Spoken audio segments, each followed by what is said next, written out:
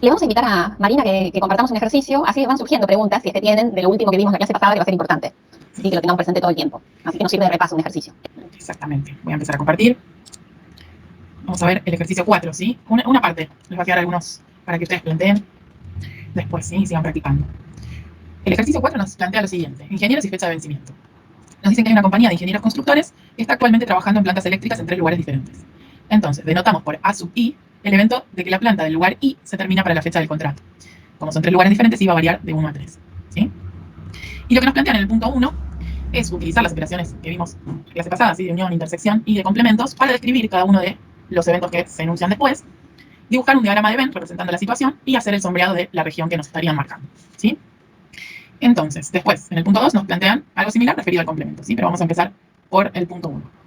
Primero que nada, los eventos que tenemos entonces definidos son que la planta, ¿sí? De cada lugar definido, o sea, el lugar 1, lugar 2, lugar 3, se termina para la fecha de contrato. Me acabo de dar cuenta que dice plata en vez de planta. Después lo corrijo, ¿sí? Entonces, estos son nuestros sucesos. Si nosotros representamos los sucesos, tendríamos ese gráfico, ¿sí? En un diagramita de Venn. Que la planta del lugar 1 se termine sería, o sea, termine para la fecha del contrato, sería el círculo azul, ¿sí? Que la planta del lugar 2 termine a tiempo, sería el circulito naranja, y el violeta, que sea la del lugar 3, la que termine para la fecha del contrato, ¿sí? Y tenemos una serie de intersecciones, ¿no? Relacionadas a la interacción entre estos 3 lugares distintos, entre estas 3 plantas distintas, y que se terminen o no, ¿sí? Entonces, acá primero hice un esquema a nivel general de cómo interactúan estas secciones en el diagrama de Venn, ¿sí? Acá tendríamos que las 3 plantas terminen en fecha, ¿no? Termina la planta 1 y termina la planta 2 y termina la planta del lugar 3. Esta partecita de arriba sería que termine la planta 1, termine la planta 2 y no termine la planta 3, ¿sí? Y así sucesivamente podemos ir definiendo las interacciones, ¿sí? En esta partecita terminaría la 1, terminaría la 3, pero no termina la 2, ¿sí? Acuérdense que lo denotamos con el complemento para negar al suceso. Esta partecita de acá sería que termine la 2 y la 3, pero no la 1, ¿sí? Y en las partes en las que solo está el suceso sin ninguna intersección, ¿sí? Lo que decimos es que solo sucede el suceso que estamos contemplando, ¿sí? Y los demás no. Es decir, en esta parte solo sucede A1, ¿sí? Termina la planta del lugar 1 a tiempo, pero no la 2 y no la 3, ¿sí? En este caso, solo sucedería que termina a tiempo la planta 3, ¿sí? No sucede que termina a tiempo ni la 1 ni la del lugar 2.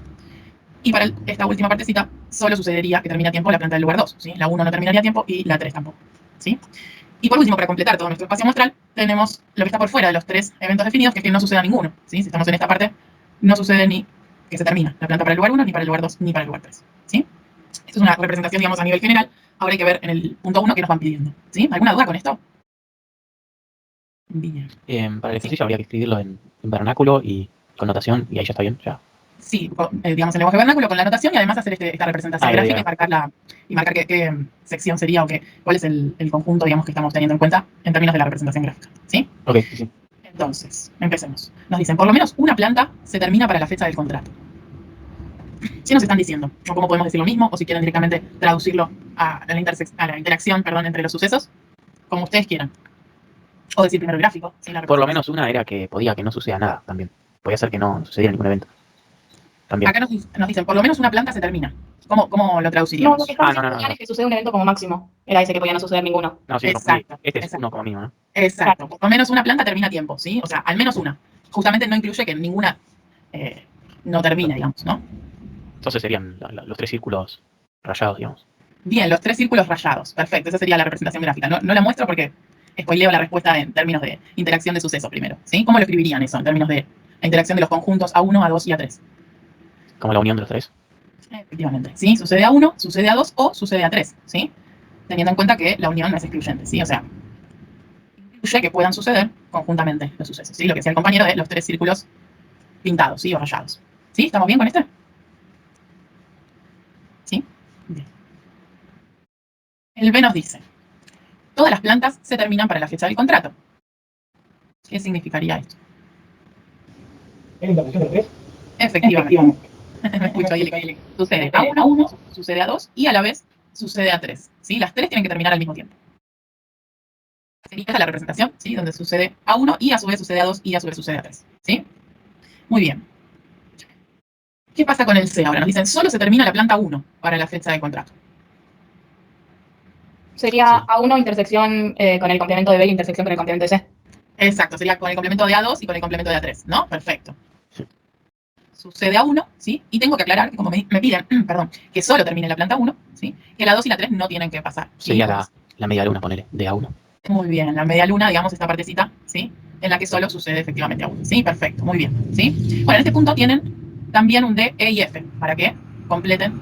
También lo pueden tratar de escribir de otra manera, ¿sí? En lenguaje vernáculo. Lo representan en la interacción entre los conjuntos, ¿sí? Con la nomenclatura y la operación. Y también tienen que hacer el grafiquito, ¿sí? Ahora, en el punto 2, ¿sí? A partir de lo que hicimos en el punto 1, nos dicen definir literalmente los sucesos complementarios correspondientes a los definidos en la parte 1. ¿Sí? Entonces, vemos, por ejemplo, que en el A nos decían, por lo menos una planta se termina para la fecha del contrato. Lo primero que tenemos que pensar es qué sería lo opuesto a esto, ¿no? ¿Qué sería el suceso complementario a que por lo menos una planta se termina para la fecha del contrato? ¿Qué opinan?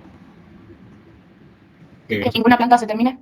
Muy bien, ¿sí? Si pensamos en el grafiquito que teníamos, habíamos marcado en el A, ¿no? Punto 1A, toda la parte central de los 3 gráficos, ¿sí? Entonces, el complemento sería todo lo opuesto, todo lo que está por fuera de los 3 sucesos, ¿sí? Como dijo la compañera, efectivamente sería que no suceda ninguno de los 3, ¿sí?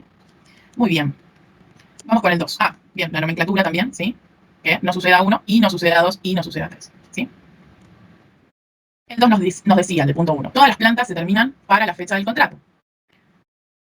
¿Se acuerdan que habíamos marcado la intersección, no? Terminaba a 1, terminaba a 2 y terminaba a 3. ¿Cuál sería el suceso complementario a que todas las plantas se terminan para la fecha del contrato? Que por lo menos no se termine alguna de las plantas. Muy bien, ¿sí? Al menos una planta no se termina para la fecha del contrato, ¿sí?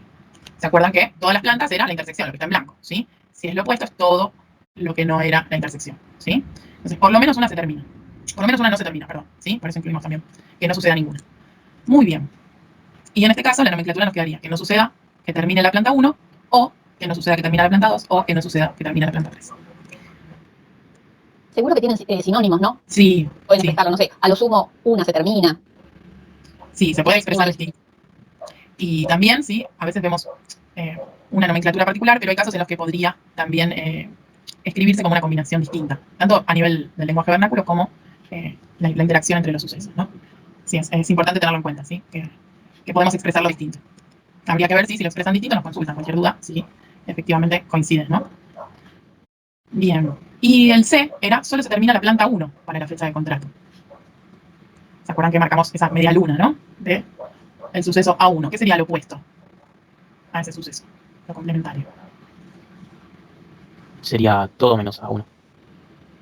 Todo menos que solo suceda A1, ¿no? Claro. ¿Cómo lo escribirían o cómo lo marcarían? El complemento de A uno. En realidad es difícil como de expresarlo, ¿no? Lo que hay que Sí, decir es porque- que si la planta 1 se termina, que no sea ella sola, digamos, ¿no? Claro, porque es lo contrario de la parte exclusiva de A1, ¿no? Exacto, sí, si lo vemos en el gráfico, nosotros habíamos marcado para solo se termina la planta 1, esta media luna, ¿no? Lo que ahora está en blanco. Y el suceso complementario es todo el resto, ¿sí? Entonces, la planta 1 puede terminar en fecha, ¿sí? Si se cruza con la que también termina la planta 2 a tiempo, o si la planta 3 también termina a tiempo, ¿sí? Pero sola no debería terminar, ¿sí? Entonces, ¿cómo marcamos eso? Puede terminar la planta 2 o la planta 3, o a su vez la planta 1 no tiene que terminar, ¿sí? ¿Estamos bien con esto? Este por ahí es un poquito más difícil de ver o de expresar, ¿no? ¿Sí? Sí, perfecto. Bien, genial. Bueno, esto un poquito para repasar, ¿sí? La definición de los sucesos y los conjuntos, ¿sí? Pero les quedan algunos para que puedan completar ustedes, ¿sí? El D, el E y el F, piénsenlos, ¿sí? Y a su vez, piénsenlos a través del complemento también. Si cualquier duda, ¿sí? Nos consultan. Bien, se ve que estuvieron practicando, salió muy bien. Al menos los que participaron. Los que participaron, exacto, sí. Bien, entonces, antes de hacer, poner en práctica todo esto que estuvimos ahora mirando, porque todo esto está bien porque son solo los eventos, pero hoy tenemos que empezar a jugar las probabilidades, en el día de hoy, un poco más tarde, van a tener habilitado una tarea que sería como la actividad 4, que es la grupal. Faltan muy poquitos que no están en grupo, faltan dos personas nada más, terminar de definir en los grupos, que bueno, se podrá hablar de ponerlos juntos, o ver qué pasa. Pero los demás ya están. Entonces, cuando se abra la tarea van a tener las indicaciones generales. Ahí van a tener que presentar como un informe, ¿sí? No hace falta que el informe sea estético, que se preocupen un montón por la estética del informe, porque no se vayan del otro lado, digamos, que no tiene sentido. Lo que nos importa es el contenido y el formato técnico, o sea, que el informe tenga una carátula con los integrantes del grupo, o sea, en la actividad misma lo explica, la universidad, etcétera, como si fuera un informe técnico de presentación en algo laboral. Y después el problema, lo que tienen que resolver son dos partes. Uno que tiene que ver con la misma base de datos de 100 datos que se usa en la actividad 3, que es individual, en ese tiene que usar la misma base de datos. Y una segunda parte, y contestar lo que pregunta, por supuesto. Y una segunda parte donde trabajan con otro archivo, que es un informe técnico publicado por en Nación, que es el informe de, ya les digo en concreto, es el Anuario Estadístico de la República Argentina de 2016, en el volumen 31, que lo sacó el INDEC en el 2018. Es un libro, todo un libro, pero tiene el formato digital. Lo pueden descargar, ahí van a tener la dirección, o lo pueden bajar o consultar desde el campus, ¿no? Entonces, los enunciados de lo que tienen que hacer cada grupo está en el campus virtual en el aula general. Entonces nosotros, ustedes ya saben, grupo 1, grupo 2, grupo 3, grupo 22, etcétera, van y buscan su enunciado. Lo bajan, porque es parte del informe técnico poner el enunciado de lo que están resolviendo, así que se lo bajan, y ahí mismo van a poder encontrar ese volumencito de muchas hojas que no van a tener que leer. Cada grupo tiene que trabajar con 2 o 3 hojitas de ese informe, ¿sí? O sea, se lo tienen que bajar porque necesitan 3 hojas en realidad, pero es un archivo PDF, no es un libro. No es un libro en hojas de papel. Entonces, es un informe de otros que ustedes tienen que interpretar, ¿sí? Entonces, lo importante es mantenerse dentro de las pautas para hacer ese informe y responder las preguntas. Una vez que lo finalizan, obviamente no es manuscrito, sino que está escrito a máquina, en algo, ¿no? En máquina, en computadora. Lo pueden subir en Word o lo pueden subir en PDF, ¿sí? En una tarea. Yo creo que la mayoría de ustedes ya ha subido tareas, ¿sí? Así que, si no, pregunten. Pero van a tener una tarea donde subir el archivo. Y por grupo, o sea, una sola subida por grupo. Son 3 en el equipo, igualmente suben uno solo de los 3. Y ustedes se organizan internamente como quieran. Lo que importa es que sepan lo que hicieron todos. O sea, así digan, bueno, vos haces esta parte, yo hago esta, nosotros no nos vamos a enterar. Pero sí tienen que saberlo todo, porque podríamos llegar a preguntarle cómo hicieron esto, cómo hicieron aquello. Mientras que lo sepan, está todo bien, es el objetivo. ¿Está bien? Van a tener algunas oportunidades de que ustedes entreguen el informe, nosotros se los corrijamos y lo vuelvan a entregar corregido, no muchas veces, ¿sí? Van a poder hacerlo porque, bueno, estamos aprendiendo. ¿No está eso para entregar hoy? No, eso va a estar abierto desde hoy. Ah, está bien. Van a tener bastante tiempo, porque prefiero darles tiempo, preferimos darle tiempo, pero después que no vengan llorando. O sea, van a tener como, hoy es 14 de abril, pongamos hasta el 26 de mayo, como para que tengan hasta el feriado del 25. 26 de mayo, o sea, última fecha. Lo pueden hacer en este momento, sí, porque nosotros ya terminamos la estadística descriptiva. Entonces, ustedes regulen el tiempo y el cuándo, pero esa es la ultimísima fecha, ¿sí? Ahí sí, en eso sí, esa es la ultimísima fecha, el 26 de mayo, a las 23:59. Por lo menos tuvieron que entregarlo una vez, ¿sí? Si tienen que hacer alguna corrección, bueno, será otro asunto, pero el 26 de mayo es lo último. Así que los invitamos a que después, ahora no, porque no está abierta todavía, porque la tenemos que programar las fechas y etcétera, pero en un rato eso lo vamos a hacer, ¿sí? Y ya se los publicaremos. Del campus, del aula de PIE general, del campus, ya se pueden bajar, ustedes ya saben qué grupos son, así que ya se puede bajar el enunciado. Pero no es para hoy, no, tienen como 5 semanas, porque mientras tanto vamos a ir haciendo otras cosas, no es que en estas 5 semanas solo vamos a hacer eso, no, vamos a seguir avanzando. Eso porque es un trabajo en equipo, porque hay que elaborar respuestas, porque hay varias cositas, ¿no? Entonces, si todo va bien, y en todo caso le agregaremos alguna pregunta, nos encontraremos con alguno así individual o algún grupo individual como para hacer preguntas cuando nos queden dudas, ese tipo de preguntas no van a estar en el parcial. Ese sería el negocio, digamos, entre comillas, ¿no? O sea que sí van a tener que saber para el día del parcial cómo hacer, calcular una media, una mediana, todo lo demás, y la cosa más conceptual, pero nunca en el parcial le vamos a hacer, haga un histograma y todo ese tipo de cosas. O saque una conclusión, le damos una base de 1000 datos y le pedimos que saque una conclusión porque no nos da el tiempo. O sea, la historia es esa. Pero es algo muy importante que como futuros ingenieros, esto de entregar informes lo van a tener que hacer todo el tiempo, y esto de usar estadística, auguramos que en su futuro posiblemente tengan varios de ustedes algo más que un simple roce, van a tener que trabajar en eso también, ¿sí? Entonces, por eso decimos que comencemos desde ahora, hagamos bien ahora, aprendamos ahora, y después ya nos queda como un valor agregado a todo a nuestro futuro, nuestro presente para probar esta materia y el futuro como profesional, las dos cosas, ¿no? Bien. Perdón, Julia, tengan en cuenta que los enunciados por grupo están en el aula general, ¿sí? De probabilidad y estadística. Eso es. Lo van a encontrar, además del librito ese. O, no, si lo quieren bajar. Bien. ¿Algo que quieran? Dale. Sí, el número de grupo, ¿cómo sabemos cuál somos? Porque estaba viendo en el chat y habíamos puesto, no sé si vos habías dicho por número, ahora lo estaba revisando pero no me carga el chat. Me parece que ustedes, en algún lugar, yo al menos veo, cuando entro al aula nuestra, yo los veo con un grupo asignado. ¿Ustedes no se ven con un grupo asignado? Yo por lo menos creo que no, ¿eh? A ver si entro como alumno. Ah, pero yo no soy en ningún grupo. Perdón, profe, te interrumpo y le cuento al chico. Podés entrar al campus de estadística de nuestra comisión en 2.6. Abajo tienes una parte que dice herramientas de curso. Entras ahí, te va a figurar tu perfil, calificaciones, libro de calificaciones y una parte de participantes. En la parte de participantes, entras, pones tu nombre y vas a ver que te sale filtrado con el grupo. Eventualmente, si no tenés para filtrar por grupo y podés buscar. Pero si buscas tu nombre es más rápido porque ya te aparece tu nombre y el grupo. Ah, bueno, ahora me voy a fijar. Muchas gracias. Sí, es medio raro dónde está. No es fácil de ver capaz para los alumnos. Yo pensé que se veía rápido. Sí, para ustedes los profes es más rápido. Claro, yo veo la lista entera y veo cada grupo, cada uno. Si a alguno le queda duda, igual nos manda un mensaje y le decimos, ¿sí? Pero si con esta explicación pueden entrar, ya lo tienen. Si no, le pedimos a Marina que les mande un mensajito a cada grupo y les diga. Y diga, ustedes son el grupo 1 y listo, mientras damos la clase. Dale, Se puede hacer, ¿no? Porque tampoco son tantos. Creo que se puede mandar un mensaje por grupo. ¿Viste, Marina, dónde? En la lista de participantes, filtrás por grupo y ahí le mandas un mensaje. Vale. Ustedes son el grupo 1, grupo 2 y listo. Muy Y bien. ahí ya saben. Muy bien. Igual, como dijeron recién, es una buena manera. Así ya lo conocen, el método. Es cuestión de domesticarlo, de ir aprendiendo. Lo que pasa es que como docente veo otra cosa y como alumno no pertenezco a ningún grupo, entonces no sé dónde me buscaría porque no pertenezco a ningún grupo. Tendría que armarme un grupo y ver cómo es que aparezco. Pero acá hay el aporte, ¿ven? Colaborativamente vamos llegando a lo que necesitamos.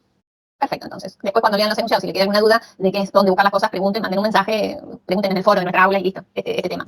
¿Sí? Muy bien, entonces, y voy a compartir pantalla y vamos a ir cómo es este juego de la probabilidad. ¿Sí? cómo es que vamos a encarar la vida dentro de las probabilidades. Entonces, ¿cómo se asignan probabilidades? Vamos a ver hoy un concepto que se llama probabilidad conjunta y probabilidad condicionada. Yo veía esta foto y decía, mira, este tema, como dije antes, ¿no? Este tema del azar y etcétera, es algo que se construye como los bosques desde hace muchos siglos y alguien le puso una entrada más científica a ese bosque, digamos. Esta es una puerta bastante vieja en apariencia, pero en realidad bastante nueva. No van a creer que lo que vamos a decir hoy era del comienzo, pero está en la historia, insisto, el contacto con esto del azar está desde hace siglos. Lo que tenemos más nuevo es la parte científica de esto, ¿no? El modelado matemático. Entonces vamos a ir abriendo esta puerta y lo primero que uno ve en medio de todo eso, para después poder construir caminos, en definitiva la probabilidad no es más que una asignación matemática a la ocurrencia de un suceso dentro de un evento, un suceso en un espacio muestral. Recuerden que un espacio muestral era el conjunto de las cosas que podían resuceder en un experimento aleatorio. Entonces, le vamos a asignar a cada uno de los eventos que pueden suceder dentro de ese espacio muestral un número con ciertas reglas, como para indicar la ocurrencia, la prevalencia de la ocurrencia de un evento frente a otro, si uno ocurre con más frecuencia que el otro, o tiene más chances de suceder, uno dice, ¿no? Como sinónimo de probabilidad. Pero obviamente eso no nos dice nada, ¿no? Entonces, recién el señor Kolmogorov, en 1933, realmente le pone la cola al gato de ponerle un modelo matemático a esto de jugar a las probabilidades, ¿sí? Pero estamos hablando de cosas que se venían. A mí me maravilla siempre eso, ¿no? Varios siglos antes de Cristo y recién en 1933 tenemos lo que se llama un desarrollo axiomático de la probabilidad que nos explica cómo se juega la probabilidad. Y lo más interesante de todo es que solo hay 3 reglas, hay 3 axiomas de cómo se juega la probabilidad. Y todo lo demás vino después y respeta siempre estas reglas. O sea, respeta estas reglas y saldrá airioso. Y el día de hoy hay aplicaciones importantísimas y todas están basadas en estos 3 axiomas, ¿sí? O sea, son realmente como la magia que se necesitaba, entre comillas, para poderle sacar la divinidad al caos y poderlo hacer matemática. Entonces, tenemos un espacio muestral y algún evento como A dentro de ese espacio muestral. Entonces, los 3 axiomas nos dicen esto. El axioma 1 dice, cualquier cosa que sea la probabilidad de un evento A tiene que ser un número mayor o igual que 0. O sea, que el número que signifique la probabilidad de que suceda el evento A tiene que dar mayor o igual que 0. Luego nos dice, la probabilidad de todo el espacio muestral es 1. O sea, es lo que se llama el evento cierto. Si yo en el espacio muestral pusimos toda la colección de cosas que puede suceder, acá nos está diciendo, a todo eso que puede suceder, le vamos a dar probabilidad 1. ¿Sí? Y después, el axioma 3, hasta acá, ¿ven? Es todo muy simple. El axioma 3 nos habla de qué hacer con eventos disjuntos o excluyentes, así se llaman, ¿no? No necesariamente complementarios, son disjuntos o excluyentes. Si pasa uno, no pasa el otro porque no tienen nada en común. Tenemos 2 eventos, A y B, y su intersección es nula. Entonces, este axioma 3 nos dice cómo asignar la probabilidad a la unión de A y B. O sea, A unión B tiene una probabilidad que es la suma de las probabilidades. La probabilidad de A más la probabilidad del evento B, siempre y cuando estos eventos sean disjuntos. Y esto es todo. O sea, yo podría cerrar el libro ahora y lo demás se construye a partir de cosas lógicas, respetando estos 3 axiomas. Y es esto, donde está construido nuestro mundo matemático. Entonces, veamos que la conclusión casi inmediata que uno saca entre el axioma 1 y el axioma 2 es que la probabilidad de cualquier evento siempre es un número mayor o igual que 0, pero menor o igual que 1. O sea, esto es inolvidable, ¿no? Jamás recuadren una probabilidad que diga 2, y pico o menos 1, y pico porque serán echados del universo del señor Kolmogorov, digamos. O sea que la probabilidad de cualquier evento dentro del espacio muestral es un número mayor o igual que 0, pero nunca puede superar el 1, ¿no? El axioma 3, junto con el 2, nos dice que si tenemos A y el complemento de A, que sería lo que está afuera, la suma de esas probabilidades da 1. Porque si aplicamos a A y al complemento de A, que sabemos que la unión del espacio muestral, entonces la probabilidad de A unión no A es la probabilidad de E, y si aplicamos el axioma 3 y el axioma 2, como A intersección su complemento es nulo, podemos aplicar el axioma 3, y nos queda que la probabilidad de la unión es la suma de las probabilidades de A más la probabilidad del complemento de A, y eso es igual a la probabilidad de E, que nos está dado en el axioma 2, que es 1. Entonces nos dice que la suma de estas 2 probabilidades, de estos eventos tan particulares, disjuntos, pero algo más que disjuntos, ¿no? La unión de todo es 1. La probabilidad del evento que se llama imposible, llamémosle así, o nulo, es 0. ¿Y de dónde lo podemos deducir? Y el evento vacío, intersección el espacio muestral, es vacío. Y la unión del vacío con el espacio muestral es el propio espacio muestral. Entonces, podemos aplicar el axioma 3, la probabilidad del evento imposible más la probabilidad de E tiene que dar la probabilidad de E, y con el axioma 2 la probabilidad de E vale 1. Entonces nos queda que, aplicando la regla anterior, ya sabemos si la probabilidad de E es 1, la probabilidad de su complemento, que es el vacío, es 0. Eso es lo que se llama evento imposible, algo que no puede suceder. Y otra cosa que podemos deducir y que también vamos a usar es que si un evento está contenido en otro, B está contenido en A, la boca más abierta, esto es contenido o contiene si está para el otro lado, donde está la boca abierta es como el evento que es el continente, ¿no? El que contiene al otro. Entonces, si B está contenido en A, la probabilidad de B será menor o igual que la probabilidad de A, ¿no? Recuerden que contenido significa que está o es más chico, en el sentido más gráfico de la palabra, o justo es igual, ¿no? Entonces, ¿cómo deducimos y demostramos esta característica? Bueno, con los axiomas es lo único que tenemos. Mire, entonces uno podría decir, el evento A es la unión de 2 eventos disjuntos. Esta zona, que sería A intersección B, ¿no? Que sería el propio B en realidad, pero sería esta. Y este arco que queda por acá afuera, que sería A intersección no B. ¿Está bien? Dentro de A hay 2 zonas. Esta, la que sería el interior de la violeta, A intersección B, y como la zona, el aro te lo rodea, es A intersección no B. Entonces, como estos eventos son disjuntos, se puede aplicar el axioma 3. Entonces, la probabilidad de A es la probabilidad de A intersección B más la probabilidad de A intersección no B. Pero A intersección B es D. porque es lo que tienen en común, A y B, B. Entonces nos queda esto. Y como el axioma 1 nos dice que la probabilidad de cualquier evento como este, A intersección no B, aunque no los conozcamos, es mayor o igual que 0, lo que nos queda es que la probabilidad de A es mayor o a lo sumo igual a la probabilidad de B. Y esta desigualdad leída al revés es lo que dice la probabilidad. La probabilidad de B es menor o igual que la de A. ¿Está? ¿Alguna duda con los axiomas, que son las reglas con las que tenemos que jugar durante todo el año? Aunque después las olvidemos, que existían, porque ya las naturalizamos tanto que seguimos usando sus consecuencias, en realidad esta es como una transparencia clave para la construcción del resto de los modelos matemáticos. Nos dice cómo se juega a la probabilidad. Pero observen que, salvo el evento imposible o el evento cierto, todavía no asignamos ninguna probabilidad. Nos dice cómo se juega, pero no empezamos a jugar todavía. Bien. ¿Dudas? Como son axiomas, vieron, no hay mucha duda, es la regla del juego. Bien.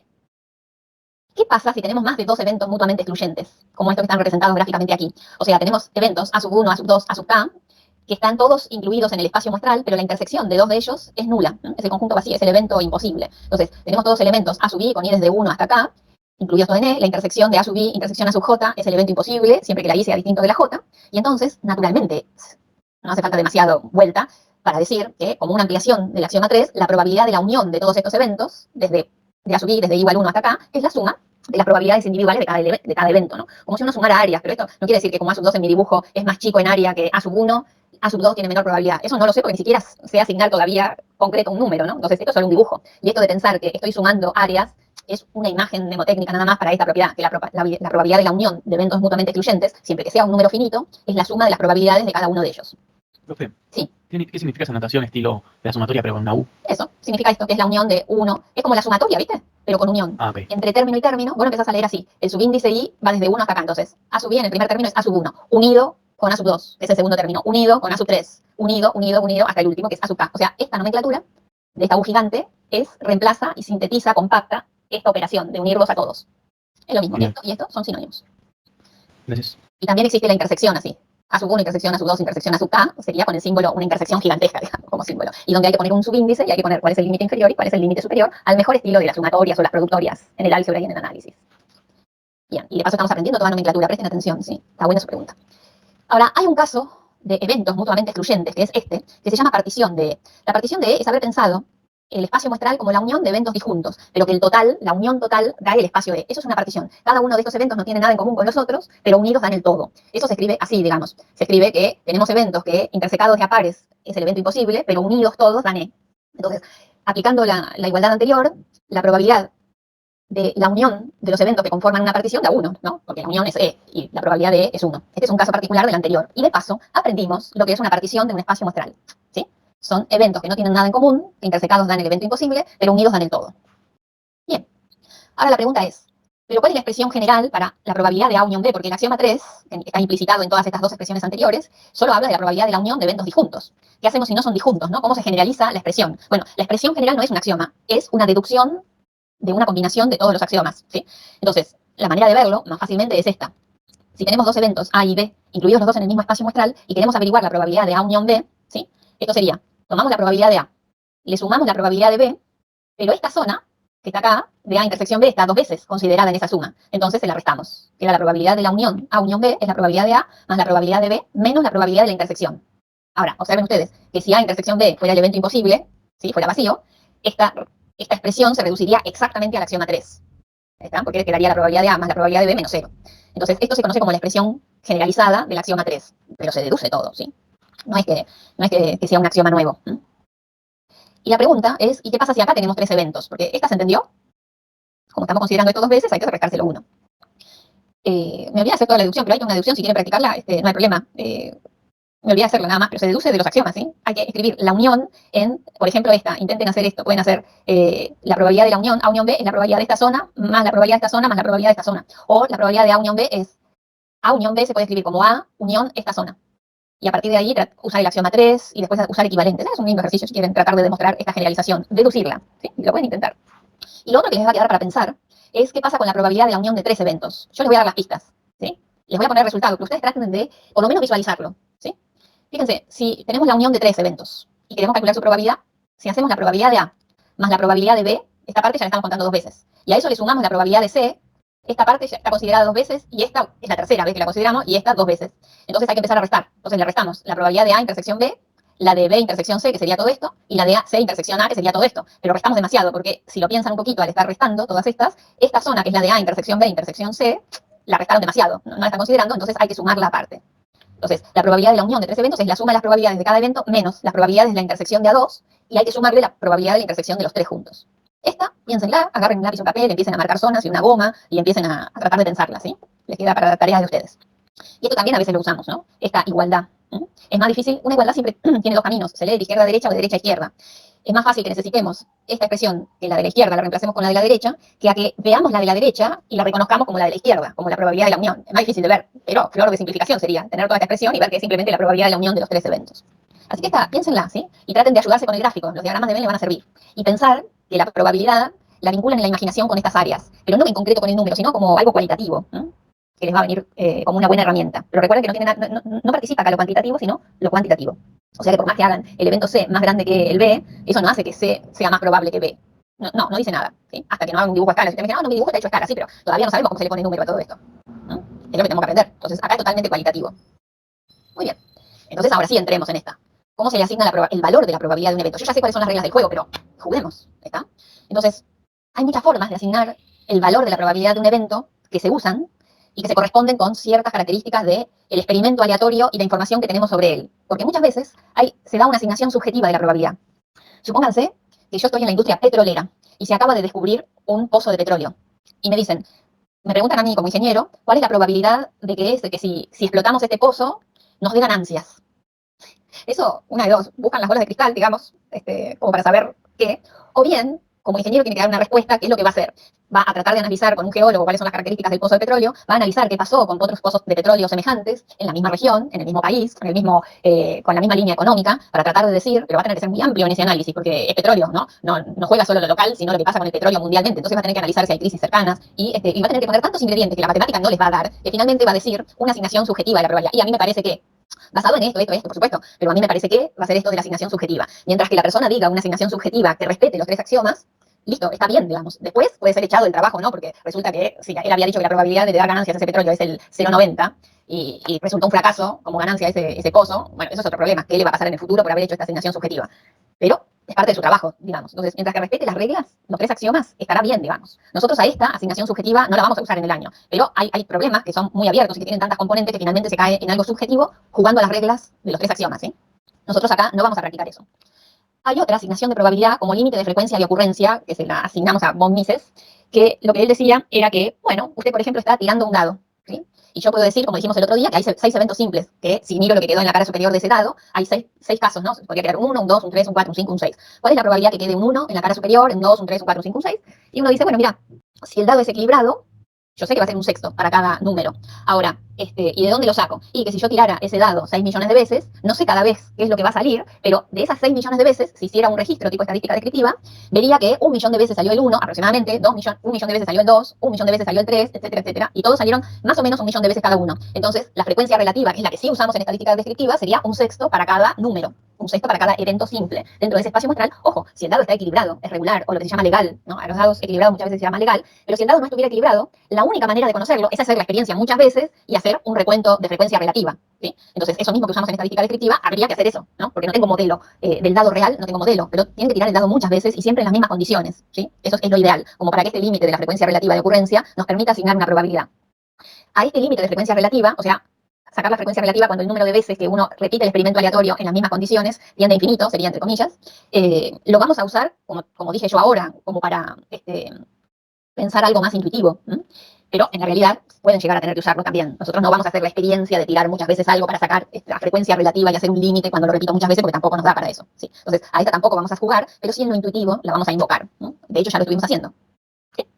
Y hay una tercera. Esa asignación que se hace de probabilidades está muy restringida a los usos. Es solo para el caso de un espacio muestral finito y equiprobable. Entonces uno dice, ¿y eso qué significa? Porque ya esta la vamos a usar mucho. Entonces esa, por más que tenga un límite, que sea solo para estos casos especiales de espacio muestral finito y equiprobable, vamos a ir haciendo algún par de modificaciones o haciendo algunas analogías para poder usar esta forma de asignación de la probabilidad, porque es la que más vamos a usar, pero tiene ese límite, que en su versión original solo sirve para un espacio muestral finito y equiprobable, y ahora vamos a mirar qué significa. Esta asignación, como es una de las más usadas, tiene nombre, y el nombre que tiene es regla de Laplace. Esa es la regla de Laplace, que esta sí la vamos a explorar hoy, digamos, vamos a usar la segunda y la tercera nosotros, ¿sí? En este curso. Entonces, el espacio muestral tiene que tener un número finito de eventos contenidos en él, y además, esos eventos, sean simples o compuestos, pero los eventos que yo voy a estar mirando, como los que están acá graficados, tienen que tener las mismas chances de ocurrencia.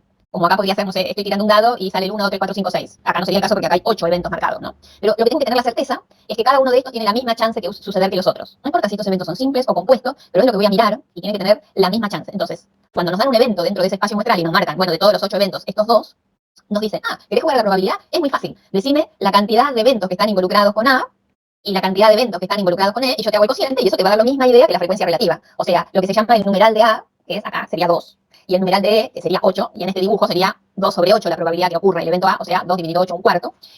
Esto es la famosa regla de Laplace. O sea, la cantidad de casos favorables a A, los casos serían eventos, ¿no? Y eventos que son todos de la misma probabilidad. Y la cantidad de casos posibles en E, pero eventos todos la misma probabilidad. Y eso se escribe así con el numeral, no es solamente para marcar, no sé qué cosa marcamos con numeral un montón de veces en el celular, sino que es matemáticamente mucho más antiguo, se usa para contar, ¿no? Tenemos un conjunto de cosas, el numeral de ese conjunto de cosas es cuántas cosas hay, cuántas cosas lo componen. Eso es, más técnicamente esto, el número de eventos equiprobables que se consideran donde A sucede, dividido el número de eventos equiprobables que se consideran en E. Esa es la regla de Laplace escrita en forma más técnica. Y ahora vamos a verla en uso, ¿sí? Pero creo, dale. ¿Mises es el economista? ¿Mises es el economista? Sí.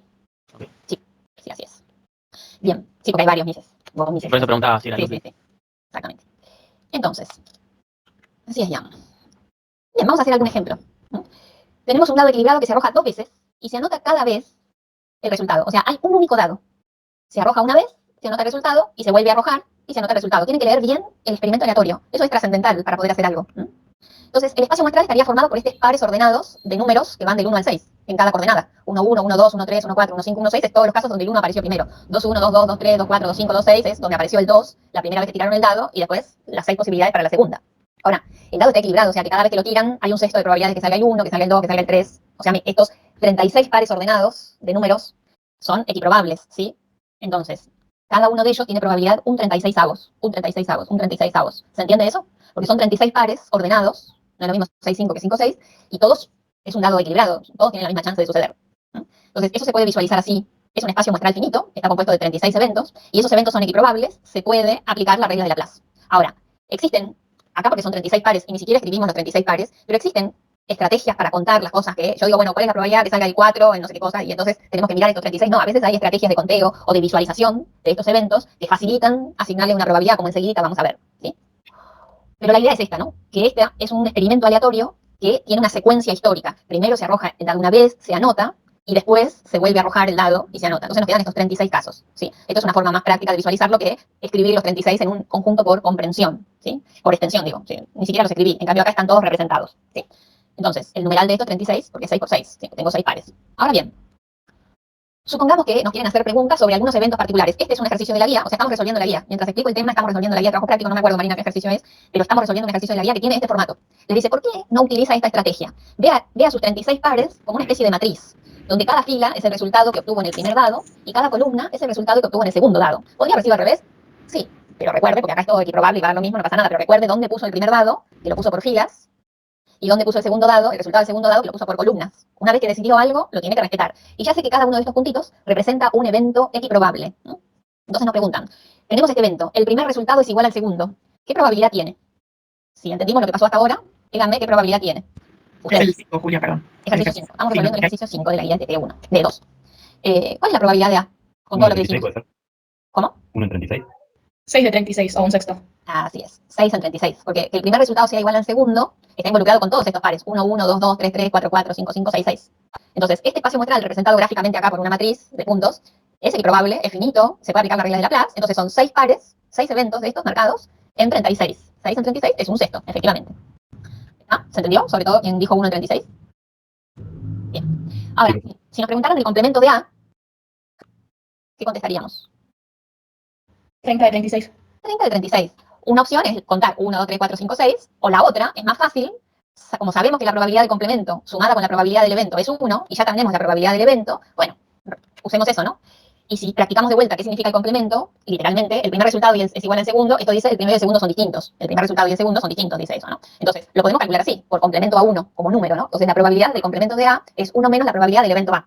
Es 1 menos 6 en 36, o sea, 30 en 36, o lo podemos contar directamente. ¿Está bien? Tenemos 30 eventos, pero si no es más fácil de acá. A 36 le restamos otros 6, lo que quedó afuera es 30. Eso es lo que estamos haciendo acá. contamos la probabilidad del complemento, haciendo 1 menos la probabilidad de un evento que ya tenemos calculada su probabilidad. Es así de fácil, ¿no? Y es una estrategia que muchas veces viene bien, sobre todo cuando el complemento es complicado, o más complicado que el evento. Hay otro evento que es este, el F. Ustedes tienen para practicar el B, el C, el D, tienen varios, ¿no? El F dice, a lo sumo uno de los resultados es 4. Entonces, ¿qué dicen ustedes? ¿Cuál es la probabilidad de F? A lo sumo uno de los resultados es 4. 6 sobre 36 puede ser, profe. ¿Y cuáles serían los pares ordenados que están vinculados? ¿No sería 12 sobre 36? 11 sobre 36, porque el 4 y 4 le estás contando 2 veces y no. ¿No? Sí. ¿Cuánto dijiste? Yo dije 11, porque Entonces, son tres. las 6 probabilidades de que salga primero 4 y las 6 de que salga en el segundo número 4, pero como estás contando 2 veces la posibilidad del 4, 4, la resté. Entonces queda 11 de 36. No, porque te dice a lo sumo. O sea, pueden ser dos, de 2 veces de 4, ¿no? Sí, pero dice a lo sumo, así que es mucho más que 11. Mucho más que 12. Mucho más que 6. Porque piensen en esto. A lo sumo, lo practicamos hace un ratito con Marina, a lo sumo significa que o ninguno de los dos fue 4, o si hay algún 4 que haya uno solo. Entonces, fíjense cómo estamos aprendiendo que si pensamos en el complemento de F, el complemento de F es ambos resultados son 4. Y eso es un solo par, que es este. Entonces, F es todos los demás. Son los otros 35 que no sean este. Porque el complemento de a lo sumo 1, en un total de 2 resultados, es ambos resultaron 4. Acá tienen un caso concreto donde visualizar capaz el complemento, el evento complementario, es más simple que visualizar el evento mismo. Entonces, podemos ir por ahí. Primero calcular la probabilidad, o visualizar al menos el complementario, para contestar con certeza la probabilidad del evento. Y esto es una estrategia nada más, porque el resultado es único. Es encontrar la propia estrategia. No es que haya acá ningún secreto, digamos. Es solamente ir y probar. Entonces, recuerden, a lo sumo, uno de los dos resultados es 4. Tiene un complementario muy simple, que es que los dos, la única cosa prohibida es que los dos sean 4. Como en parte decía, ¿sí? En parte recién lo mencionaba Catalina, ¿sí? No, Pero, nosotros estamos diciendo que por lo menos uno de los dos resultados es 4. Por eso estamos diciendo todos. claro, por eso. O sea, está mal el enunciado que estamos pensando. Claro, ahí veo que les decíamos con Marina. Esto es súper importante, que lean bien el castellano y piensen bien, ¿no? Ahí, ¿qué es lo que está diciendo? A lo sumo, no es por lo menos, es a lo sumo. Entonces vengo desde lo más bajo hasta lo que me digan. Entonces, desde lo más bajo a lo sumo es, incluye a ninguno Dios. o uno solo. Eso sería, ¿no? Entonces, así queda más fácil, ¿ven? Para contar. ¿Lo ven? ¿Qué es lo que decimos? Que esto se aprende Profe, pero una pregunta. practicando, ¿eh? Sí, Perdón, ¿no? Si a lo sumo uno de los resultados es 4, también significa, o sea, que no puede no haber ninguno, ¿no? claro, Y por eso es así. Ok. eso. Bien, es así. Quería despejar la duda. Eso. A lo sumo uno no te niega que no haya ninguno que sea 4. O sea, puede ser que ninguno haya sido 4. Y por eso son tantos, ¿no? Entonces, la primera imagen que tenían, eso que daba 11, 12, que le restaron 1, como decía Catalina, pero todavía le faltaba el que ninguno sea 4, que está permitido en F. ¿Sí? Ninguno sea 4, había que agregarle todo lo demás, lo que estaba faltando, ¿no? Entonces, no era ni 6, ni 12, ni 11, sino que eran 35 sobre 36. ¿Y este? Hay un H que es la suma de los dos resultados es 5. Está más fácil. ¿Cuál es la probabilidad? ¿O con qué pares de resultados estaríamos involucrados primero? ¿No sería como una diagonal también? Sí. ¿Cuál? ¿O qué pares? Decime los pares de esa diagonal no principal. 4 y 1, Eso. 3 y 2. Una diagonal, claro, invertida con respecto al primer caso. Sí, exactamente. Sería 36, ¿no? esa. No, solo esa. Yo lo único diagonal que veo que suman 5 los dados es esa. La flecha es nada, la flecha es simplemente por agarrar la flecha nada más, pero puede ir para abajo, para arriba, no tiene sentido la flecha para abajo, para arriba, ¿no? Pero son estos 4. 4 y 1, 3 y 2, 2 y 3 y 1 y 4. No hay otro par de valores que sumen 5, ¿no? Entonces, una vez que uno detectó eso, es así de fácil. 4 en 36. Y eso es aplicar la regla de Laplace, cuando se puede. ¿Lo ven? Sí. Bien.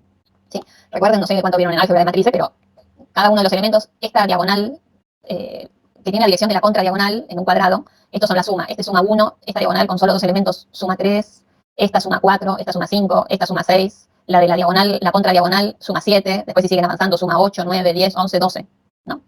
Y en cambio acá la diagonal principal es resta 0, después resta 1 o resta menos 1, resta 2, menos 2, las otras diagonales, ¿no? Pero es cuestión de ubicarse y no hay problema. Eso les puede llevar más o menos tiempo, pero una vez que tienen alguna estrategia de visualización es más simple. Yo veo más fácil acá cuando suman 5 que si me escribiera los 36 pares de valores. Pero eso es mi visión. Veo mejor el gráfico, matricial de puntos, que una colección de 36 pares de valores. Pero si les es más cómodo los 36 pares de valores, adelante, digamos, ¿no? Como uno lo encuentra a la respuesta que le piden. ¿Sí? ¿Dudas con este ejercicio? Porque después tienen otros eventos y recuerden, a veces uno engancha mejor el evento que hay que calcular su probabilidad o el complementario, como pasó con la F. Engancha mejor pensar en el complemento de F que en el propio F. ¿Sí? Bien, digamos entonces. Ahora, tienen que tener mucho cuidado al aplicar la regla de Laplace. En este experimento, todo bien, lo pudimos usar. Ahora, supónganse que el experimento aleatorio, un segundo experimento aleatorio sea este. Se arrojan dos dados en simultáneo y se anota lo que quedó sobre la mesa. Y se anotan los dos resultados. O sea, no hay un primer dado y un segundo, porque los tiramos al mismo tiempo. Y entonces es lo que veo en la mesa, lo que quedó en la mesa. ¿Mm? Entonces, el espacio muestral se escribiría así. No es el par ordenado, es que quedó en la mesa dos unos. Que quedó en la mesa un 1 y un 2, pero no hay un 1 que sea el primero y un 2 que sea el segundo, o al revés.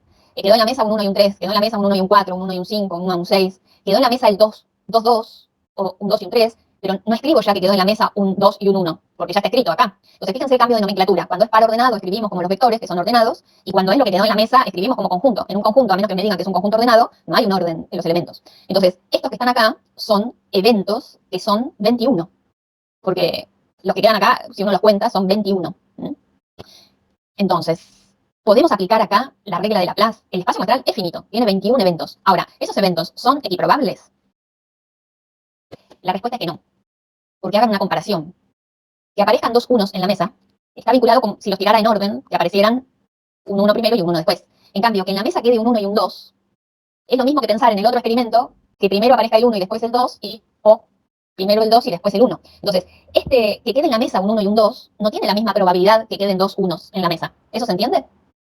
O lo mismo que quede un 1 y un 3, o todo lo demás. O sea, que estos 21 eventos que están definidos acá no son equiprobables. Los que son 1, 1, 2, 2, 3, 3, 4, 4, 5, 5, 6, 6 son menos probables que los que son con números distintos, que quedan sobre la mesa números distintos. Entonces, cuando tenemos este espacio muestral del experimento 2, directamente no podemos usar la regla de Laplace. Pero podemos pensar en un experimento que se asocie con con el segundo, que sí se le pueda aplicar la regla de Laplace, que es el que tenemos arriba. Entonces, cuando me preguntan la probabilidad de H, que era que sumen 5, ¿no? Si es igual en ambos experimentos, la respuesta es que sí. La probabilidad que sumen 5 los dos dados es igual en ambos experimentos. Pero no porque acá yo diga que hay 4 eventos, que serían el 1, 4, el 2, 3, el 3, 2 y el... No, el 1, 4 y el 2, 3 serían acá, de este espacio muestral, serían 2 dividido 21. Acá hay 2, ¿no? El 1, 4 en la mesa y el 2, 3 en la mesa. Serían 2 de 21. Está mal, no es eso. Porque este espacio muestral no es equiprobable. Entonces tenemos que asociarlo con uno que sí sea equiprobable y que sea totalmente equivalente para pensar en la asociación, en la asignación de probabilidades que podamos usar. Entonces, el que es ese que necesitamos, ajeno a la experiencia, pero que nos sirve para asignar probabilidades, el que es el que está arriba. Y el que está arriba, la probabilidad de H, era 4 en 36. Bueno, acá la probabilidad de que los dos dados que quedan en la mesa suben 5 sigue siendo 4 en 36. Por más que haya dos eventos en 21 que sumen 5. Pero no tengo que confundirme porque en esta manera de escribir el espacio muestral no son equiprobables. Entonces, esto es un tema delicado, como ven, ¿no? Para poder aplicar esta regla de Laplace, lo que escriba como descripción del espacio muestral tiene que ser equiprobable. O pensar en otra forma. Entonces, hoy les presento una forma, que es asociarme con otro espacio muestral que sea equiprobable, vinculado con la experiencia, y que me permita asignar probabilidades a los eventos. Hay otra forma, que la vamos a ver la semana que viene, que es aprender a contar, como quien dice, las técnicas de conteo en este tema. Entonces, la semana que viene vemos una alternativa, que no sea esto, de buscar un experimento aleatorio que sí tenga un espacio muestral equiprobable y que no sirva. ¿Sí? Entonces, con respecto a esto, les quería presentar la observación para que la tengan presente siempre, pero vamos a seguir trabajando con esto. No pretendemos que hoy digan, yo les tiro un experimento con un espacio muestral no equiprobable y que ustedes enseguida saquen con quién se tienen que vincular. No, no es la idea. ¿Sí? Lo vamos a ir construyendo, de a poquito. Profe, Sí. las probabilidades de los eventos, en uno lo escribió con corchetes y en el otro con paréntesis. ¿Es con algún sentido o es lo mismo? Lo que dije, en el de arriba O sea, es porque par ordenado. es par ordenado y en el otro no. En el otro no. Ok. Fíjate que en el de abajo no escribí el 2-1. Sí, sí, pero capaz era lo mismo escribir. Mi pregunta era si era lo mismo o si en el par ordenado siempre se usa paréntesis y en el otro hay corchete. Eso mismo, en el par ordenado se usa paréntesis y en lo que no es ordenado se usa llaves, como de conjunto. Ok, gracias. Así es. Sí, estos días son para prestarle súper atención a la nomenclatura, ¿sí? Por eso en las transparencias a veces yo no escribo tanto, porque está en el libro, está en un apunte, qué sé yo, pero esto es para prestarle atención, para que les quede grabado ahí, de a poco va a ir entrando, ¿no? Bien, supónganse, vamos a hacer otro ejemplo más simple. Tenemos acá un conjunto de bolillas rojas y negras. Y se extrae, se ponen todas juntas, y vamos a sacar una bolilla así al azar. Entonces, en el espacio muestral, lo que puede suceder es que esa bolilla que extraigamos es que salga roja o que salga negra. Hay dos eventos, o es roja o es negra. Encima son complementarios, ¿sí? Si yo pregunto, ¿cuál es la probabilidad que salga roja? ¿Es un medio? Depende de la cantidad de bolitas rojas que haya. Exactamente. No es un medio porque acá diga dos resultados. Porque si ustedes recuerdan, las bolillas rojas eran 5 y las negras eran 3. Entonces, no es porque en el espacio muestral haya dos eventos simples, así, descriptos, que pueda decir, la probabilidad de cada uno de ellos es un medio. No, acá hay que tener otro cuidado porque depende. La probabilidad que salga roja es 5 en octavo, porque había 5 bolillas rojas en un total de 8. ¿Sí? Esto también es un ejercicio de la guía. O sea, estamos haciendo la guía, pero conceptualizando todo lo que hay que conceptualizar de ella. La cuenta es así de simple, nada más. Era solo discutir si esto da un medio y eso decir que es falso. Vamos a jugar mucho a eso de decir, si yo digo que la probabilidad que sale roja es un medio, porque acá hay solo dos eventos, sale roja o sale negra, ¿está bien? Y usted tiene que decir, no, es falso. Sí. Bien, eso hay que tener cuidado. En la guía tienen otros más para pensar. Ahora, además de los cuidados que hay que tener, hay algunos que han pensado en adaptaciones de la regla de Laplace a espacios muestrales que son más geométricos o que se pueden representar en algo geométrico. Por ejemplo, esto. El experimento aleatorio es esto. Tenemos un objeto chiquitito que cae dentro de un cuadrado, pero nunca fuera, ¿no? O sea, tenemos una máquina que garantiza que voy a tirar un objeto muy chiquitito y que va a caer dentro del cuadrado. Y en ese cuadrado hay inscrita una circunferencia, ¿sí? De radio R, lo que fuera. Y entonces yo tiro el objeto pequeño, así sin mirar, pero resulta que tengo una máquina que me garantiza que siempre va a caer ahí adentro, y registra en qué lugar se impactó ese objeto, ¿no? En qué lugar de este cartón impactó el objeto. Y vamos a llamar C al evento de que el objeto cae en el interior de este círculo de radio R que está inscrito en el cuadrado del lado 2R, ¿no? Este cuadrado, si el círculo tiene radio R y está inscrito, quiere decir que toca los bordes. Entonces, si el radio es R, el lado del cuadrado es 2R, ¿no?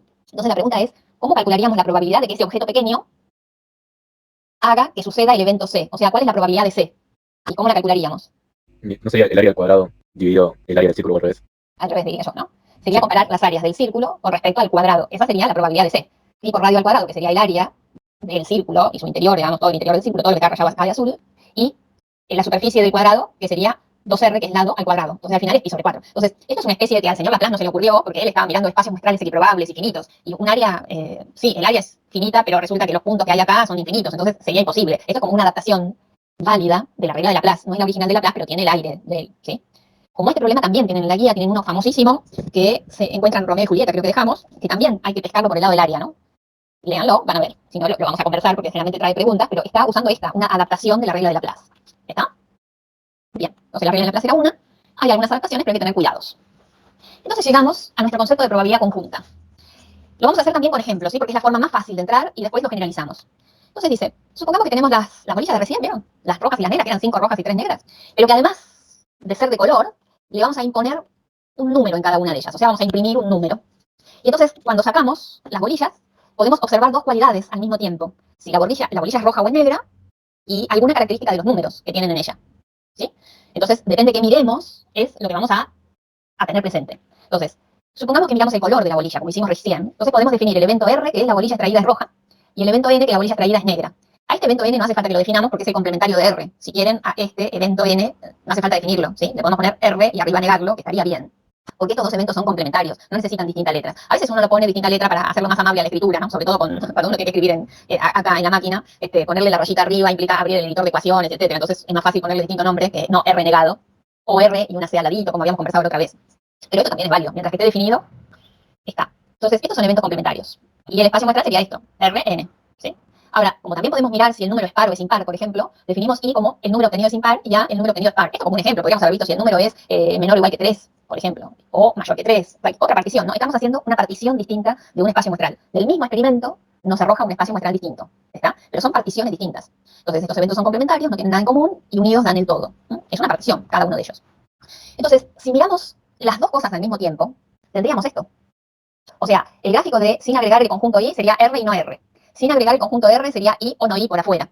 Algo que abarque los impares y que deje los pares por afuera. Pero podemos graficar y mirar las dos cosas al mismo tiempo. Si R sucede o no sucede, si la I sucede o no sucede, cuándo suceden las dos juntas, cuándo sucede uno y el otro no, cuándo no sucede ninguno, lo que estuvimos trabajando al principio de la clase, ¿sí? Entonces, esta sería acomodar las bolillas dentro de cada uno de estos eventos, dentro de estas secciones. Esto sería R y no I, esto sería R y también I, esto sería I y no R, y esto sería no R y no I. Como charlamos al comienzo, ¿no? Pero quien escribe esto muchas veces le gusta más verlo así. Una cualidad de un lado, otra cualidad del otro, ¿sí? Rojo a la izquierda, pongamos, y negro a la derecha, y después marcar el conjunto I. Y por supuesto lo que queda impares adentro y lo que queda pares afuera. Esto es equivalente a esto. Ahora, quien viene escribiendo esto en un diagrama de Venn, ¿sí? Donde están miradas dos cosas al mismo tiempo, y sobre todo si es un estudiante de ingeniería, se dará cuenta que el siguiente paso es escribir una matriz de relevamiento de información. ¿Cuántas bolillas hay que sean impares y rojas? ¿Cuántas bolillas hay que sean impares y negras? ¿Cuántas bolillas hay que sean pares y rojas? ¿Y cuántas bolillas hay que sean pares y negras? Eso es lo que está escrito acá, que si ustedes lo ven, ¿no? Es eso, ¿sí? Impares y rojas hay 3, impares y negras hay 1, y así sigue, ¿no? Lo mismo que recién. Al ser par no le pusimos P porque esta materia tiene prohibida la P porque la P es de probabilidad, ¿vieron? Entonces es confuso si a un evento lo llaman P, después cuando uno tiene que escribir y tratar de entender qué escribió. Por eso pusimos la A en par, ¿sí? Y los nombres son solo los nombres, no hace falta, no tienen reglas. Mientras que no le pongan A por acá y A por acá, está bien. Entonces, ¿cómo se traduce esto en la regla de Laplace, en la asignación de probabilidades? Bueno, es muy fácil. Una vez que uno tiene una matriz de relevamiento de información, porque está viendo dos cosas, esta matriz es de 2 por 2, 2 filas y 2 columnas, lo transforma muy fácil en una tabla de lo que se llama probabilidad conjunta, dividiendo por el número total de eventos simples, que eran 8, había 8 bolillas, ¿no? Entonces dividimos esto por 8, y ya acá, en cada uno de estos lugares de la matriz numérica, por ejemplo, ese octavo, significa la probabilidad que al mismo tiempo la bolilla sea impar y sea negra. Y eso es lo que se conoce como probabilidad conjunta, es la probabilidad de una intersección, que simplemente se lee acá. Es el relevamiento de información normalizado con el 8, ¿sí? Y así cada uno de estos lugares. Entonces, si uno quisiera de esta tabla de probabilidad conjunta averiguar cuánto es la probabilidad de que salga un número impar, ¿no? ¿Qué tendría que pensar? Que el número impar se conforma de los números que son impares y rojos, o también podría ser impar y negro. Y estos dos conjuntos, estos dos eventos, son disjuntos, porque si es impar y rojo, no va a ser impar y negro, ¿no? Porque si es rojo, no es negro. Entonces usamos el axioma 3, porque son disjuntos, y decimos que la probabilidad de I es la probabilidad de ser impar y rojo más la probabilidad de ser impar y negro. Y eso es lo mismo que sumar los elementos de esta fila. 3 octavos más 1 octavo, que da 4 octavos. Ya sabíamos, ¿no? Había 4 números impares y 8, y 4 pares. Entonces, pero como acá estaba escrita la tabla de probabilidad, ¿dónde leo la probabilidad del evento I completo? Y sumando sobre todas las columnas. O ¿dónde leemos cuál es la probabilidad de que salga un rojo a partir de esta tabla? Como si no tuviéramos lo anterior, ¿no? Entonces, simplemente como es un evento de columna, tenemos que sumar en todas las filas. Puede ser rojo y ser impar, o ser rojo y ser par. Entonces sumamos 3 octavos más 2 octavos, 5 octavos, ¿sí? Que sería esto que está acá escrito.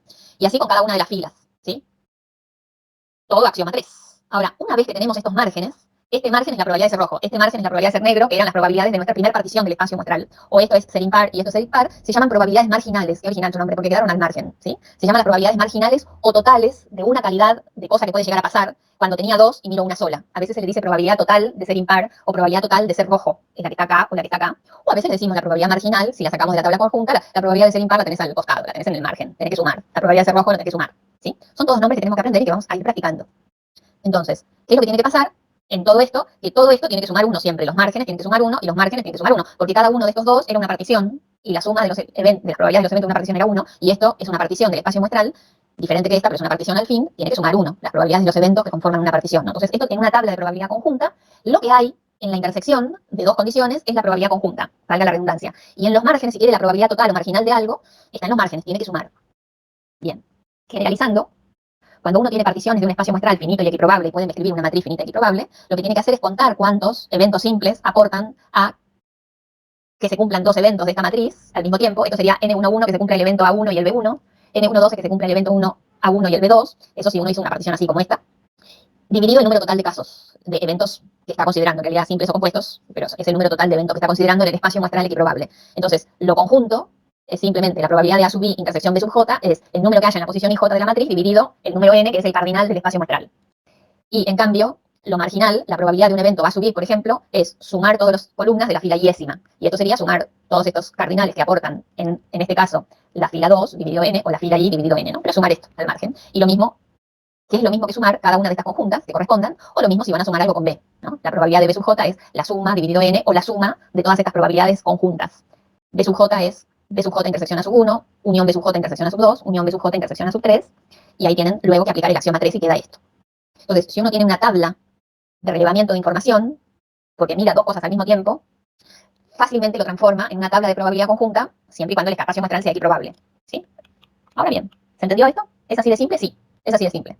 Hay un ejercicio en la guía que podemos hacer, pero si interrumpimos acá, prefiero avanzar un poquitito más con la teoría y después hacemos los ejercicios todos juntos, aunque nos quede para la semana que viene, porque ustedes tienen que meditar en todo esto. Pero hay un ejercicio en la guía que hay una tabla de información, hay tornillos y tuercas. Y los tornillos pueden ser las tuercas y otras cosas, pueden ser defectuosos o no defectuosos. Y esas son las particiones. Y le dice, en la caja hay 1000 objetos, hay 50 que son tornillos, y le empieza a dar información. Ustedes tienen que escribirse la tabla de probabilidad conjunta, haciendo simplemente una lectura de la información que dice el enunciado, digamos, y algún aditamento más, ¿no? Pero prefiero avanzar un poquitito y ya para la semana que viene tener a disposición todo lo que tenemos que tener, ¿sí? Entonces, esta es la historia. Muy bien. Ahora bien, supónganse que la pregunta es esta. No es como recién. Tomo una bolilla de las 8 y me fijo el color o me fijo si es par o impar. Es otro experimento. Se extrajo una bolilla y resultó roja. ¿Cuál es la probabilidad de que el número sea impar? Esta pregunta es diferente a la de vos tenés las 8 bolillas a tu disposición y sacás una y decime, te tocó roja, y vos me decís, ¿cuál es la probabilidad de que te toque roja? 5 octavos. Muy bien. Pero acá es otra cosa. Se extrajo una bolilla y resultó roja. Ahí hay información. ¿Cuál es la probabilidad de que el número que quedó en la mano sea impar? ¿Qué contestan? 3/5. 3/5, sí. 3/5, vieron que no era tan complicado. Pues ya se sabe que es roja. Exacto. El universo ya no está formado de las 8 bolillas. Está formado solo de las 5 que son rojas. Esperen que quiero llegar al dibujito. Nuestro universo es solamente esta columna. Nuestro universo es solamente eso. Ya no son las 8 bolillas. Se restringió el universo porque hay algo que conocemos en la experiencia. Algo que nos condiciona antes de contestar. Es una información que nos condiciona la probabilidad. Por eso esta probabilidad, que efectivamente da 3/5, se llama probabilidad condicional. Y se lee así. Es la probabilidad de que sea impar sabiendo que salió roja. Que la bolilla sea impar sabiendo que salió roja. O es la probabilidad de I dado R. Así se lee, ¿no? Entonces, el universo es solo los rojos ahora. Entonces, esto no es una fracción, I dividido R. No, esto es la probabilidad de I dado R. Es la probabilidad que sea impar sabiendo que es roja. Y es 3/5. Esto es la probabilidad condicional. Si nosotros tenemos la tabla, acá porque es chiquita, pero a veces hay tablas grandes que son difíciles de ver, ¿sí? Entonces uno usa otras estrategias, pero toda probabilidad condicional como esta, si a este 3/5 dividimos numerador y denominador por 8, lo que vemos, ¿sí? Es este 3/8 dividido 5/8. 5/8 era la probabilidad de ser roja, y 3/8 es la probabilidad de cumplir las dos cosas, de ser impar y roja, que teníamos antes, digo, ¿no? Se veía antes en esta tabla, dividiendo por 8, ¿se acuerdan? Lo conjunto, acá que quedaría 3/8, es cumplir las dos características. Entonces este 3/8 es ser impar y roja al mismo tiempo, dividido la probabilidad de ser roja, que era 5/8. Y esto se lee así, y es general. La probabilidad condicional es la probabilidad conjunta, que se cumplan las dos cosas al mismo tiempo, sobre la probabilidad de lo que nos dieron como dato. Entonces, la probabilidad de un evento dado otro, conocido, es la probabilidad, el cociente de dos probabilidades. La probabilidad que se cumplan las dos cosas al mismo tiempo, que es una probabilidad conjunta, sobre la probabilidad de ese evento que nos dieron por dato. Y esto es así. ¿Está bien? Una probabilidad condicional es la probabilidad conjunta sobre la probabilidad del condicionante, se dice, si ustedes quieren. Le digo más rápido el dato ahora para familiarizarlos, ¿no? Entonces, en general, si hay dos eventos A y B en un espacio muestral E, con la probabilidad de B mayor que 0, porque ese es el que vamos a decir que sucedió, entonces no puede ser el suceso imposible, se lee que la probabilidad de A dado B es el cociente entre la probabilidad conjunta de A y B sobre la probabilidad de B. Esto es lo general. Ahora yo pregunto, si tenemos la probabilidad de A dado B, ¿sí? ¿Cuál es la probabilidad que suma 1 con esa? ¿Cuál es como el número complementario a 1 y qué representa de esta probabilidad condicional A dado B? ¿Cuál sería? Había dos eventos, A y B, y nos dice la probabilidad de A dado B, supónganse que nos dio un número como recién, de 3/5. Y nos dicen, decime cuál es el complemento a 1. ¿Qué representa acá, que nos da 3/5? ¿Sí? ¿Qué representa el 2/5? O sea, aquello que con esto sumaría 1. Las pares rojas. Las pares rojas, exactamente, no, porque las pares rojas es 2/8, ¿no? Claro, pero en Las ese pares ejemplo se rojas, había definido ya que eran solo rojas. entonces no es las pares rojas, es la probabilidad de que sea par sabiendo que es roja. Claro. ¿Ves la diferencia? Vos me decís las pares rojas y yo te digo no, porque es 2/8. Porque Sí, las pares rojas es las pares y rojas. No, esto es, en el universo de las rojas, que sea par. Y eso se lee así, la probabilidad de A dado R. Entonces, la que suma 1 con esta, la probabilidad de A dado B, que suceda A sabiendo que pasó B, es la probabilidad que no suceda A sabiendo que pasó B. Estas dos tienen que sumar 1. Porque que pasó B, ya lo sabemos. Entonces es la probabilidad de A dado B más la probabilidad de que no suceda A dado B, suma 1. Esas son las probabilidades complementarias a 1. ¿Mm? O lo mismo al revés. Si tenemos dos eventos A y B y tenemos la probabilidad de A no es el suceso imposible. O sea, la probabilidad de A es mayor que 0. Entonces, la probabilidad de B sabiendo que pasó A es el cociente de la probabilidad conjunta de B y A al mismo tiempo sobre la probabilidad del dato, que es la probabilidad de A. Entonces, ¿cuál es la que suma 1 con esta que tenemos acá? La probabilidad de B dado A, sumada con la probabilidad de que no suceda B sabiendo que pasó A, eso da 1. Eso es lo que da 1. Eso es lo que tenemos que tener. Ahora, este número en el numerador es el mismo para los dos. La probabilidad de A intersección B o de B intersección A intersección B y B intersección A es lo mismo. Entonces, una cosa muy rica, además de aprender a usar probabilidad condicional, que es una de las primeras cosas que también cuesta, tenemos esto. Si los dos eventos A y B, ninguno es imposible, la probabilidad de A intersección B también se puede contar como la despejo de acá. Es la probabilidad condicional de A dado B por la probabilidad de B, o si la despejamos de acá, es la probabilidad condicional de B dado A por la probabilidad de A. Simplemente lo sacamos de acá, ¿no? De despejar. ¿Se ve de dónde? Sí, sí. Entonces, los voy a ayudar. Yo sé que es un dragón, pero prefiero darle todos los elementos para que ustedes después los maduren, ¿sí? Los voy a ayudar con 2 transparencias más para que vean esta diferencia y la vayan pensando. Creo que puede volver un segundito a la slide anterior. Ahí volví. Ahí está, gracias, estaba copiando y no llegué. Recuerden que igual estas transparencias se las dejamos todas, pero está bueno esto de copiar, sobre todo cuando no es muy largo de copiar, porque así lo están escribiendo. Sí, es que estoy haciendo resumen y voy escribiendo con mis palabras capaz y me faltó el final, entonces nada. Bien. Entonces veamos. Otra manera de haber pensado este experimento, y acá les voy a dejar una herramienta muy útil para cuando hagamos los ejercicios, por eso prefiero darles todo hoy y después lo practicamos, es cuando, por ejemplo, en vez que lo anterior, tenemos experimentos como estos, que se llaman extracciones sucesivas sin reposición. Si en vez de extraer una bolilla hubiéramos extraído 2 bolillas, por ejemplo, ¿qué vamos a hacer? Cosa que vamos a hacer la semana que viene con los ejercicios, ¿no? Entonces, hay una estrategia muy útil que se llama árbol de probabilidad. Armar un hermoso árbol de probabilidad de 5. ¿A qué se refiere? Es una estrategia visual que tiene su técnica. Entonces, lo primero que hago es definir 2 eventos. R1 es sale roja en la primera extracción. R2 sale roja en la segunda extracción. Por supuesto, tengo el complemento de R1, que sería negra 1, que como ya tengo 2 eventos con nombre, prefiero decir es no sale roja en la primera, es porque sale negra, y no sale roja en la segunda, es porque sale negra en la segunda, ¿sí? No los escribo, porque acá sí, para no andar con la lista con tantas letras, prefiero solo usar estos 2 eventos y los otros 2 son los complementarios de estos. Entonces, fíjense de qué se trata un árbol de probabilidad. Hay una primera extracción que es desde la bolsa original con 8 bolillas. Y entonces, en la primera extracción puede salir roja o puede no salir roja, o sea, salir negra. Y en la segunda extracción puede salir roja o puede salir negra, puede salir roja o puede salir negra. Pero esta situación de roja en la primera y roja en la segunda es diferente a esta, negra en la primera y roja en la segunda. O sea, acá hay mucho para leer, ¿sí? pero lo que está diciendo es qué cosas pueden llegar a pasar. Para transformar esto, que es un pantallazo de qué cosas pueden llegar a pasar, en un árbol de probabilidad, a cada una de estas que se llaman ramas, cada bifurcación se abren 2 ramas, en este ejemplo, después lo vamos a abrir en 3 o 4, las que hagan falta, y será una trifurcación, ¿sí? O una no sé cómo se llamará. En cada nodo, que después se abren ramas, hay que asignarle una probabilidad a ese evento. Entonces vengo acá y digo, la probabilidad que salga roja en la primera ya la sabemos, es 5 octavos. Y la probabilidad que salga roja en la segunda es 3 octavos. Y estas dos probabilidades tienen que sumar 1, porque estos dos eventos son complementarios. Ahora, cuando vamos a asignarle probabilidad a esta rama, a esta que está acá, hay algo que pasó. Hay información que tenemos, que la primera bolilla que salió es roja. Entonces nuestro universo ya no es de 8 bolillas, es de 7. Y 4 hay que son rojas y 3 que son negras. Entonces, cuando vamos a ponerle la probabilidad acá, ya hay información que nos condiciona, que salió roja en la primera. Entonces, la probabilidad que va aquí es la probabilidad que sea roja en la segunda, sabiendo que en la primera salió roja. O sea, 4 en 7. Esto es una probabilidad condicional. Acá no puedo decir que 4 séptimos es la probabilidad que salga roja en la segunda. Mentira. Eso es que salga roja en la segunda, sabiendo que salió roja en la primera. Entonces, esta que está acá va a ser la probabilidad que salga negra en la segunda, sabiendo que salió roja en la primera, o sea, 3 séptimos. Estas dos suman 1, porque vienen del universo donde ya sé que salió roja en la primera. ¿Esto se entiende? Sí, profe.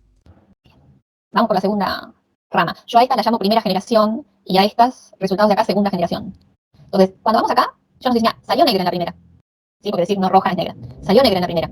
¿Cuál es la probabilidad que va acá? Y la probabilidad que salga roja en la segunda sabiendo que salió negra en la primera. Y eso como acá quedaron 3 rojas y 4 negras, es muy mal, ¿no?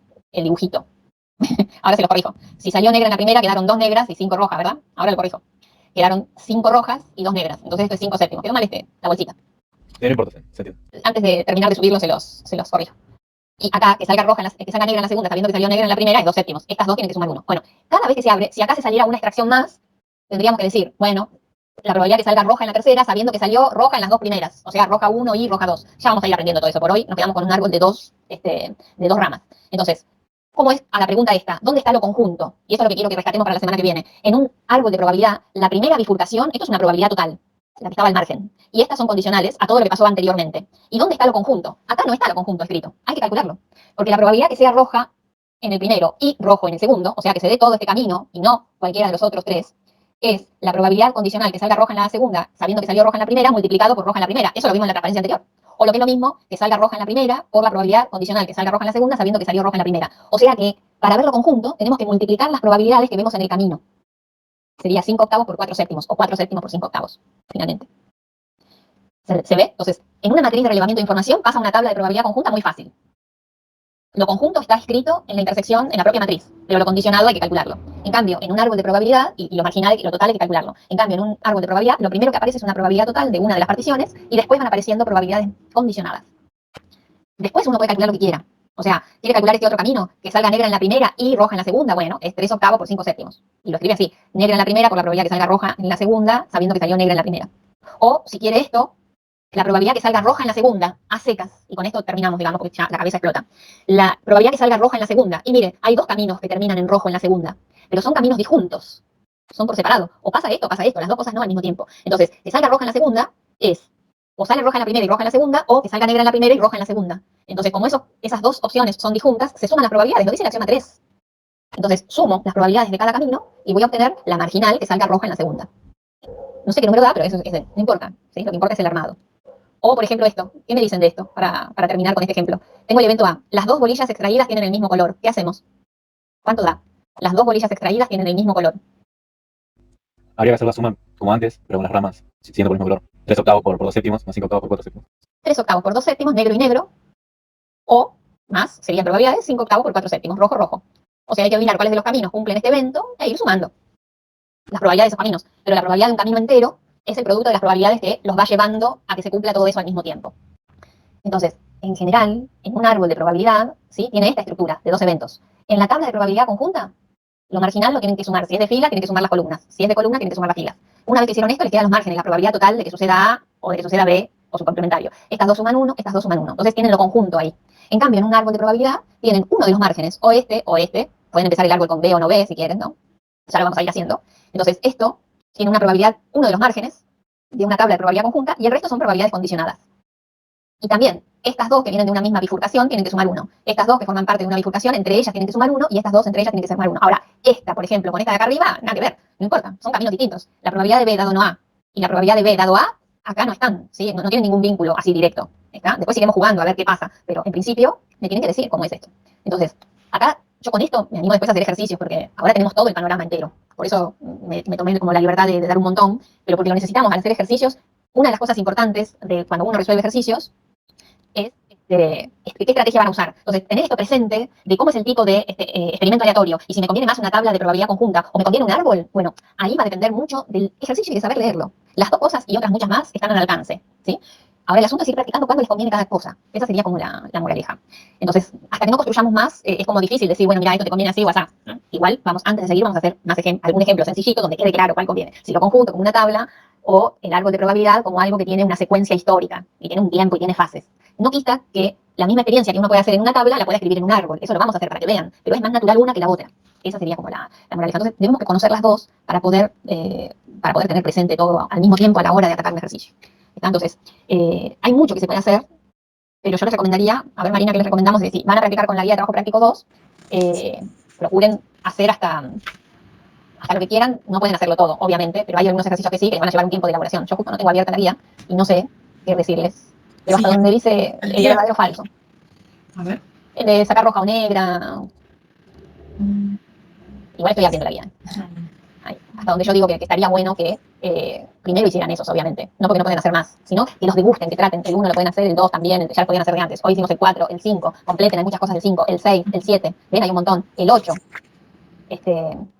Yo creo que tienen un montón para trabajar, ¿sí? El 9 también se puede hacer, el 8, el 9, ¿ven? Un montón. Es más, pueden seguir más. Pero Sí, el 10, el 11, esos vamos a hacer nosotros. Sí, Algunos sí. de esos para que vean, ¿sí? Claro.